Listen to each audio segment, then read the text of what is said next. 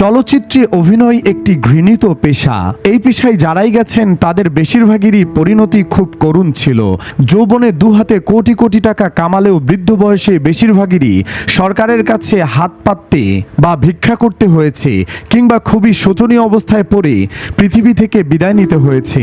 বাংলাদেশের একসময়ের বিখ্যাত অভিনেত্রী ববিতার অবস্থাও ঠিক একই।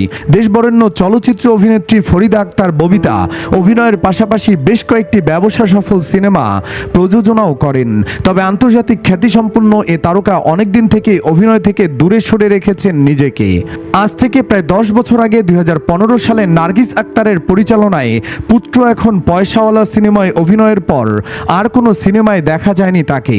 সে সময় বিভিন্ন গণমাধ্যমে খবর প্রকাশিত হয়েছিল ধর্মকর্ম নিয়ে ব্যস্ত সময় পার করছেন ববিতা, তিনি নাকি আর সিনেমায় ফিরবেন না। কিন্তু ববিতা নিজ মুখে স্বীকার করেছেন ধর্মের কারণে অভিনয় ছাড়ার খবরটি ডাহা মিথ্যা কথা। সুযোগ পেলে আবারও অভিনয়ে ফিরতে চান। মূলত তাকে কেউ আসলে আর অভিনয়ের জন্য ডাকেন না। সংসার চালাতে 72 বছর বয়স হয়েছেও তিনি চাকরি করছেন। চাকরি তিনি করতেই পারেন, কাজ করে খাওয়াটা দোষের কিছু নয়, কিন্তু শেষ বয়স হয়েছেও তাদের চাকরি করে খাওয়াটা প্রমাণ করে এই পেশা একটি অভিশপ্ত পেশা। এই পেশায় যতই কামান না কেন শেষ বয়সে আপনাকে করুণ পরিণতি ভোগ করতেই হবে। আমাদের আজকের ভিডিওতে আলোচনা করব নায়িকা ববিতাকে নিয়ে। বর্তমানে কোথায় কেমন আছেন তিনি, চলুন বিস্তারিত জেনে নেওয়া যাক। মূল ভিডিও শুরুর আগে আশা করছি ভিডিওটিতে একটি লাইক দিয়ে শেষ পর্যন্ত আমাদের সাথেই থাকবেন। ঢালিউডের ইতিহাসে সর্বকালের সেরা তারকার তালিকায় শুরুর দিকেই থাকবেন তিনি। তবে একদিক থেকে সবাইকে ছাড়িয়ে গেছেন, যা প্রায় 75 বছরের ঢালিউডের ইতিহাসে আর কোনো তারকা করে দেখাতে পারেননি।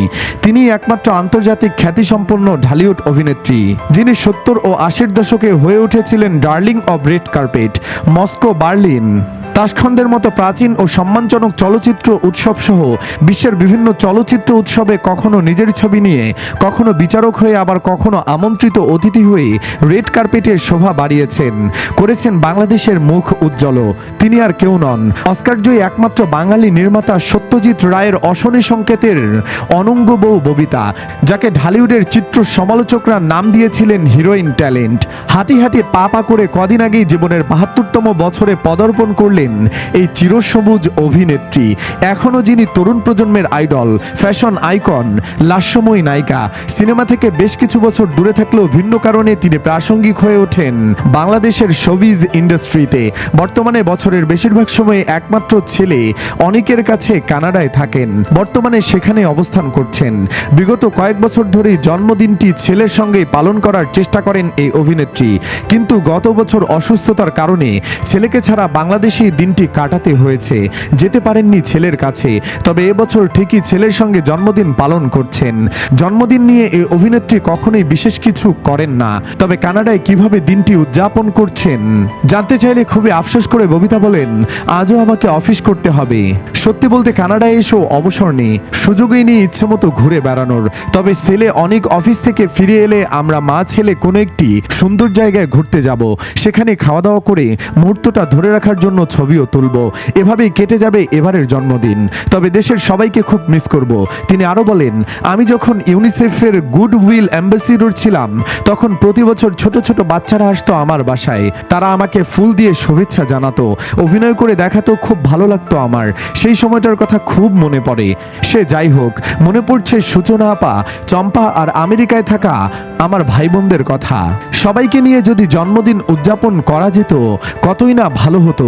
সবাই আমার জন্য দোয়া করবেন, আল্লাহ যেন সুস্থ রাখেন, ভালো রাখেন। চলচ্চিত্রের বাজে পরিবেশ, পছন্দসই গল্প ও চরিত্র না পাওয়ায় অনেকটাই অভিমানের চলচ্চিত্র থেকে দূরে রয়েছেন আজীবন সম্মাননা সহ বহুবার জাতীয় চলচ্চিত্র পুরস্কার প্রাপ্ত এই অভিনেত্রী।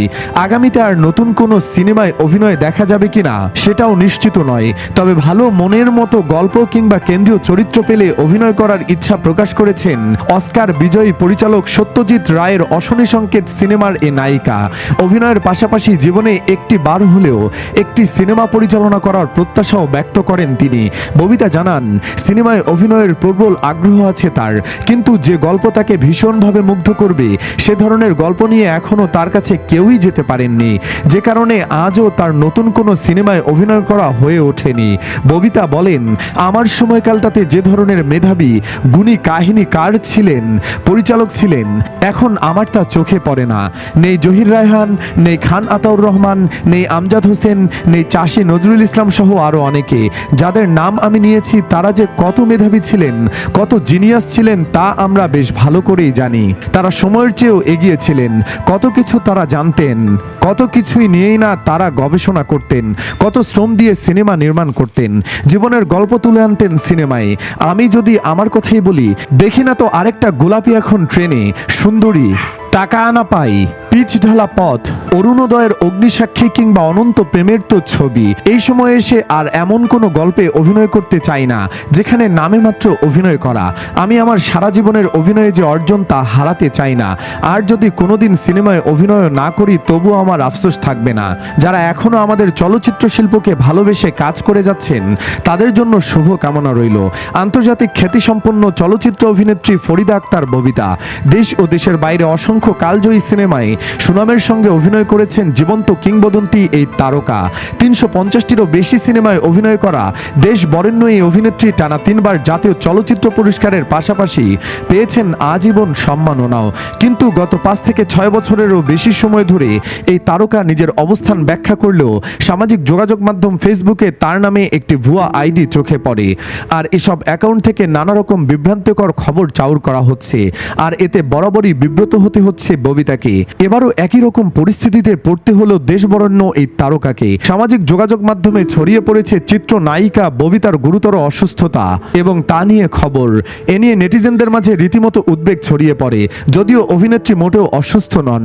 এই অভিনেত্রী বলেন, আমি ফেসবুক ব্যবহার করি না, এটা বারবার আমি বলেছি। কারা যেন আমার নাম ব্যবহার করে দীর্ঘদিন ধরে ফেসবুক আইডি তৈরি করেছে এবং তাতে প্রায় প্রতিদিন নানা রকম ছবি ও নানা বিষয় আমার নাম দিয়ে পোস্ট করেছে। সোমবার জানতে পারলাম সেই ফেক ফেসবুক আইডিতে একটি স্যালাইন যুক্ত হাতের ছবি পোস্ট করে লেখা হয়েছে ওটা আমার ছবি এবং আমি নাকি অসুস্থ এবং সবার দোয়া চাইছি। পোস্টটি সম্পূর্ণই মিথ্যা। আমি সুস্থ আছি। যারা এসব উদ্দেশ্য প্রণোদিত কাজ করে চলেছে তাদের সতর্ক করে দিয়ে বলতে চাই, অবিলম্বে এই ফেক ফেসবুক আইডি বন্ধ করতে হবে, নইলে শীঘ্রই আমি কঠোর আইনগত ব্যবস্থা নিতে বাধ্য হব। ববিতার কাছ থেকে জানা গেল অ্যাকাউন্ট আসলে সত্য নয়। ফেসবুক থেকে এমন একটি স্পর্শকাতর খবর ছড়ানো হওয়ায় তিনি ভীষণ দুঃখ পেয়েছেন। তিনি বলেন, আমি আইনি পদক্ষেপ নিয়েছি এর আগে, কিন্তু আমার এই ফেসবুক অ্যাকাউন্ট কে বা কারা চালায় আর এমন খবর ছড়ায় তা কোনোভাবেই শনাক্ত করা যায়নি। এর আগে আমার মৃত্যুর খবর ছড়ানো হয়েছিল ফেসবুকে। চিন্তা করেন এমন স্পর্শকাতর খবর শোনার পর আমার আত্মীয় স্বজনের মনের কি অবস্থা হয়। আমি আসলে এ বিষয়ে কি করব বুঝে উঠতে পারছি না। আমি হাল ছেড়ে দিয়েছি। এসব ভুয়া ফেসবুক অ্যাকাউন্টের বিরুদ্ধে কঠিন পদক্ষেপ নেওয়া প্রয়োজন বলে মনে করেন ববিতা। সুপ্রিয় দর্শক, ববিতাকে মিস করেন কিনা কমেন্ট বক্সে জানিয়ে দিন আপনার মতামত। ভিডিওটি ভালো লাগলে লাইক দিন এবং শেয়ার করুন আর অবশ্যই চ্যানেলটিকে সাবস্ক্রাইব করুন।